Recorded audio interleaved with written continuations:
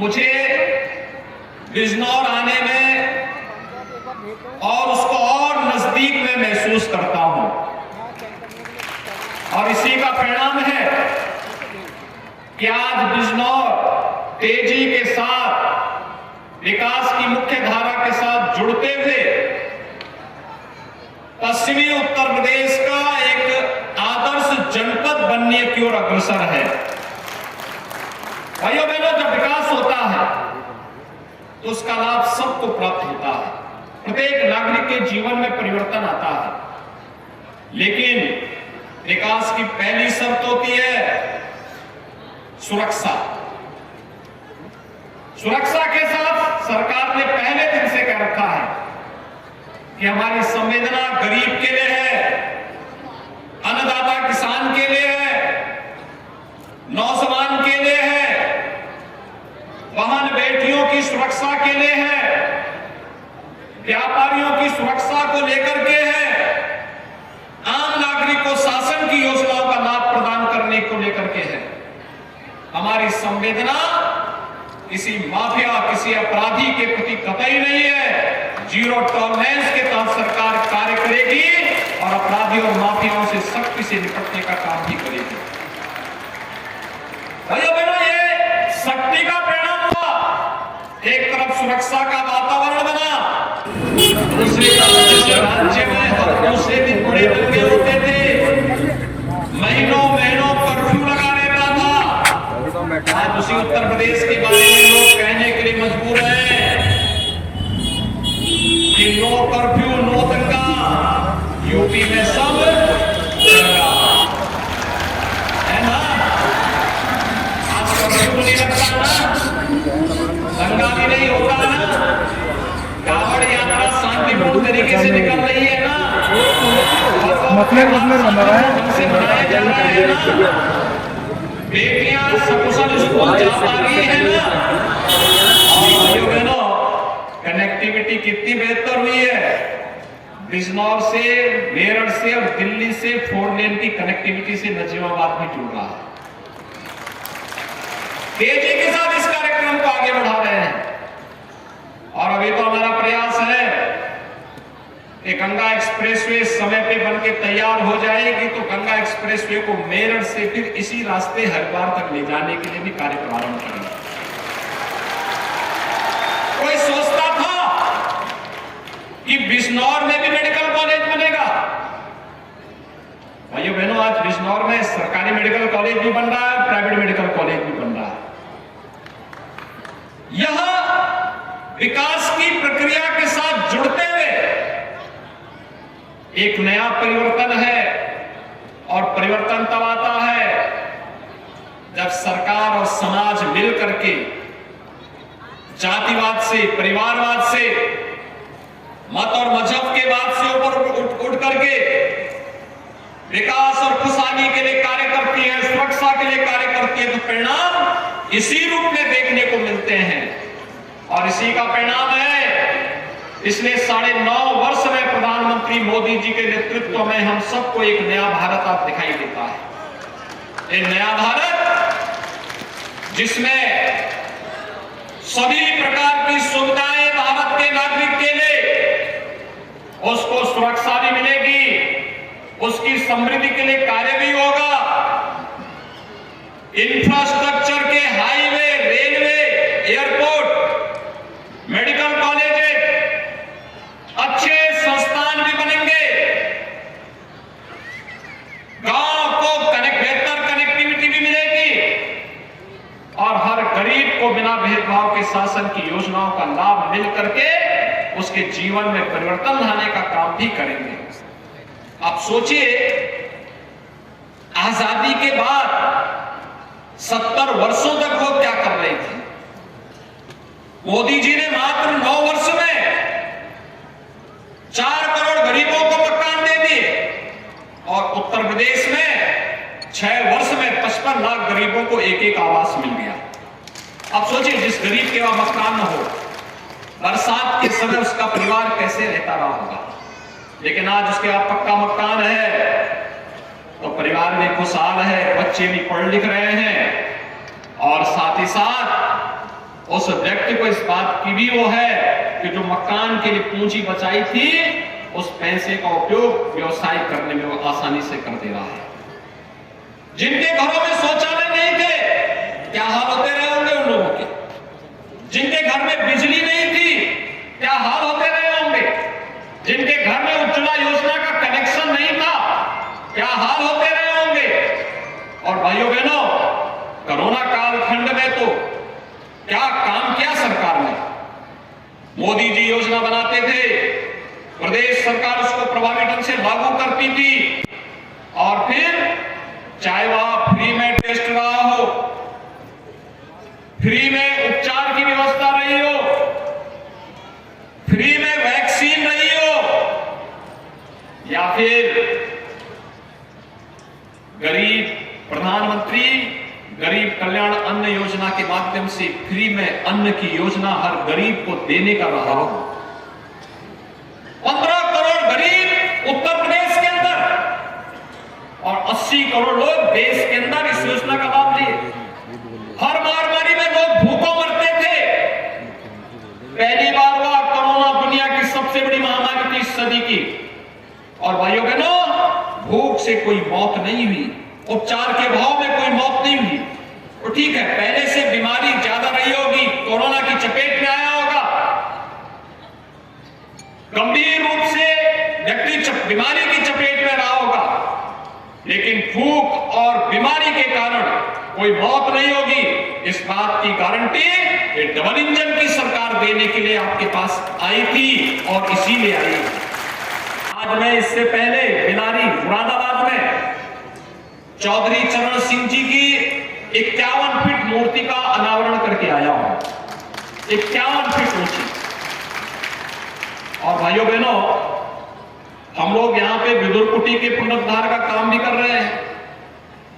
मैं जब भी यहां आता था से अशोक कटारिया जी इस बात को कहते थे, अशोक राणा जी इस बात को कहते थे, सुशांत हमें इस बात को कहते थे, या फिर सुची चौधरी जी इसी बात को कहते थे कि आखिर इनका भी इतने पुराने 5000 वर्षों का लिखित इतिहास जो हमारे पास है, आज हम उसका पुनरुद्धार की कार्रवाई भी कर रहे हैं। और यहाँ के मेडिकल कॉलेज का नामकरण भी हम लोगों ने महात्मा विदुर के नाम पर ही किया है। वन डिस्ट्रिक्ट वन प्रोडक्ट में यहाँ के उद्यमियों को एक नई गति मिली है, एक नया स्थान मिला है, आगे बढ़ने के लिए एक नई प्रेरणा मिली है। तमाम योजनाओं से प्रधानमंत्री मुद्रा योजना हो, प्रधानमंत्री रोजगार सृजन योजना हो, मुख्यमंत्री युवा रोजगार सृजन की योजना हो, इन सभी योजनाओं के साथ जुड़ने का अवसर प्राप्त हुआ है। तो जीवन सुरक्षा बीमा योजना व्यक्ति को 2 लाख रुपए की सुरक्षा बीमा का कवर भी दे रहा है। एक गरीब बीमार हो जाता था, पूरा परिवार गरीबी की रेखा में असहाय सा हो जाता था। आज हर गरीब को 5 लाख रुपए की सालाना स्वास्थ्य बीमा का कवर। आपने देखा होगा लाभार्थी जब मंच पे आया था, मैं भी आपकी तरह सामने बैठकर किसी ने सुनना चाहता था। उस गरीब की पीड़ा क्या है? वह गरीब जिसके घर में कोई बीमार होता था, पैसा नहीं होता था, कहां जाएगा? और इसलिए सरकार ने कहा नहीं, हम उसके साथ खड़े हैं। और आपने देखा होगा पथरी का ऑपरेशन कार्ड लेके गया, फ्री में हो गया। 5 लाख रुपए हर साल, 5 लाख रुपए की सुरक्षा बीमा कवर मिलेगी।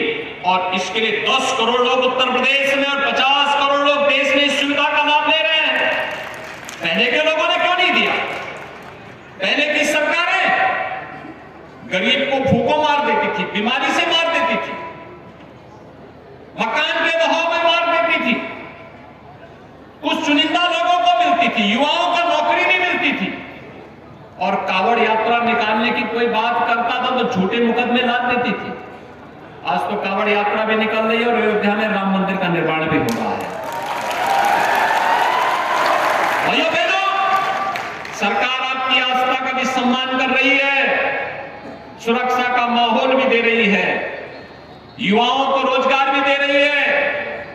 पुलिस की भर्ती में आपने देखा होगा, हमने अब तक 1,64,000 भर्ती अकेले पुलिस में की है और कुल 6 लाख सरकारी नौकरी दी है। बिजनौर का नौजवान भी उत्तर प्रदेश सरकार की किसी भी सेवा में स्थान प्राप्त करता है, और बिजनौर, क्योंकि मैं अपने हाथों से सर्टिफिकेट देता हूं, नियुक्ति पत्र देता हूं, और उस समय बुला के पूछता हूं कहां घर है, कहता बिजनौर का, तो मुझे लगता है बिजनौर भी विकास की मुख्य धारा के साथ जुड़ चुका है। भाइयों बहनों, यही हम लोगों की खुशी है कि जो प्रयास प्रधानमंत्री मोदी जी ने आगे बढ़ाया था, उस प्रयास में हर नागरिक, हर किसान, हर नौजवान, हर महिलाएं, हर व्यापारी, समाज का हर तबका जुड़ रहा है, और आज उसी का परिणाम है उत्तर प्रदेश देश की सबसे बड़ी आर्थिक शक्ति बनने की ओर अग्रसर है, तेजी के साथ बढ़ रही है। आपने भी पिछले सप्ताह देखा होगा, जब हम लोग उत्तर प्रदेश में सरकार में आए थे, उत्तर प्रदेश देश की छठी अर्थव्यवस्था थी, आज हम नंबर 2 की अर्थव्यवस्था बन रहे हैं, और जिस स्पीड से हम आगे बढ़ रहे हैं, अगले 3-4 सालों में उत्तर प्रदेश नंबर 1 की दिशा में आगे बढ़ेगा। उत्तर प्रदेश का नंबर 1 होने का मतलब उत्तर प्रदेश के नौजवानों के लिए नौकरी की उत्तर प्रदेश में गारंटी है, उत्तर प्रदेश के हर व्यापारी को समृद्ध होने की गारंटी, उत्तर प्रदेश में गरीबी रेखा से जीवन यापन करने वाले लोगों को उससे उभारने की गारंटी, बिना भेदभाव के अन्नदाता किसानों की आमदनी को कई गुना करने की गारंटी, और इसी गारंटी के साथ मोदी वैन, गारंटी वैन आपके पास आई है विकसित भारत संकल्प यात्रा को लेकर। विकसित भारत संकल्प यात्रा, जिनको योजना का लाभ मिला वे मंच से बोलेंगे, जिनको नहीं मिला उनका रजिस्ट्रेशन होगा, और पात्रता के अनुसार फिर उनको भी इस योजना के साथ जोड़ करके उन्हें भी लाभान्वित किया जाएगा। इस गारंटी के साथ आज विकसित भारत संकल्प यात्रा आपके बीच आई है। मुझे बहुत प्रसन्नता है कि मुझे आज इस विकसित भारत यात्रा, मैंने कहा प्रशासन से, भाइयों बहनों आप तो जानते हैं पहले लोग क्या कहते थे कि बिजनौर जाने का मतलब मुख्यमंत्री के लिए अभिषिक्त था। कोई मुख्यमंत्री कहां आता था यार बिजनौर में, और नहीं आता था। इसके लिए जब मैं पिछले दिनों बिजनौर में आया था, रात्रि को रुका था, लोगों ने कहा साहब यहां तो रुकने की कोई व्यवस्था नहीं, आप आइए मीटिंग करके चले जाइए। और मैंने कहा जो रात्रि में लोगों को समस्या होती होगी उसको कौन देखेगा, मैंने कहा रात्रि को वहीं रुकूंगा। कहा यहां तो रुकने की कोई व्यवस्था नहीं है। मैंने कहा भाई इतनी बड़ी आबादी वहां रहती, किसी के घर में मैं रह जाऊंगा, कौन बात है इसमें। और भाइयों बहनों रात्रि को मैं रुका था यहाँ पे। आज मुझे उस समय विकास के कार्यों को आगे बढ़ाने का एक अवसर मिला था, देखने का अवसर मिला था। और जब फिर ये हुआ कि मुझे पश्चिमी उत्तर प्रदेश में विकसित भारत संकल्प यात्रा के कुछ कार्यक्रमों में भाग लेना है, तो मैंने कहा नजीमाबाद जाऊंगा इससे पहले, क्योंकि नजीमाबाद में मैंने बचपन में नजीमाबाद में देखा है। बहुत दिनों तक मैं इधर से होके जाता था, कोटद्वार से हरिद्वार जाना हो, देहरादून जाना हो, तो इसी रास्ते से मुझे जाने का अवसर मिलता था। और आज मैं देखता हूं कि यहाँ की चीनी मिल बहुत अच्छे ढंग से काम कर रही है, यहाँ के किसानों के जीवन में परिवर्तन ला रही है, यहाँ के नौजवानों के लिए रोजगार का सृजन हो रहा है। यहाँ के किसानों ने अच्छी मेहनत करके प्रगतिशील किसान यहाँ पर आगे आए हैं, जिन्होंने खेती के नए तौर तरीके को अपनाए हैं। वन डिस्ट्रिक्ट वन प्रोडक्ट में यहाँ के हस्तशिल्पियों ने अपने कौशल का परिचय दिया है, और ये व्यापक परिवर्तन बिजनौर को एक नई ऊंचाई की ओर अग्रसर करेगा। और भाइयों बहनों इसीलिए आज मैं आपके पास आया हूं, हमारे माननीय जनप्रतिनिधिगण विकसित भारत संकल्प यात्रा को, प्रधानमंत्री जी के विजन को गांव-गांव तक पहुंचाने के लिए आपके पास आएंगे, आपके गांव में जाएंगे। इसे सफल बनाने के साथ साथ जो लाभार्थी लाभान्वित हुए हैं वे अपनी सफल कहानी को बोले, और जिनको नहीं मिला है उनका रजिस्ट्रेशन करवा करके उनको भी लाभान्वित कराने की दिशा में कार्रवाई को आगे बढ़ाना है। युवाओं को माई युवा भारत के साथ जुड़ना, और उसके माध्यम से युवा ताकत के बल पर भारत को 2027 में दुनिया की तीसरी बड़ी अर्थव्यवस्था के रूप में प्रधानमंत्री मोदी जी के नेतृत्व में स्थापित करने के संकल्प के साथ हमें आगे बढ़ना है। और इसीलिए आज मुझे यहां पर आने का अवसर प्राप्त हुआ है। मैं विकसित भारत संकल्प यात्रा में चौधरी चरण सिंह जी की पावन जयंती के अवसर पर एक और आपका अभिनंदन करता हूं, चौधरी साहब को विनम्र श्रद्धांजलि अर्पित करता हूं और बिजनौर जनपद विकास की नित नई ऊंचाइयों को प्राप्त करे, इसके लिए अपनी शुभकामनाएं देते हुए अपनी वाणी को यहीं पे विराम देता हूं। धन्यवाद। जय हिंद। बहुत बहुत आभार सर। और मैं बिजनौर वासियों की तरफ से माननीय मुख्यमंत्री जी का यहाँ पधारने के लिए, बिजनौर जनपद को इतना स्नेह देने के लिए हृदय की गहराइयों से उनका बहुत बहुत आभार प्रकट करता हूँ, धन्यवाद ज्ञापित करता हूँ। हमारे बीच माननीय प्रधानमंत्री मंत्री जी हैं, क्षेत्रीय अध्यक्ष जी हैं, जिला पंचायत अध्यक्ष जी हैं, सभी माननीय विधायकगण हैं, सभी माननीय जनप्रतिनिधिगण हैं, सभी जनता जनार्दन का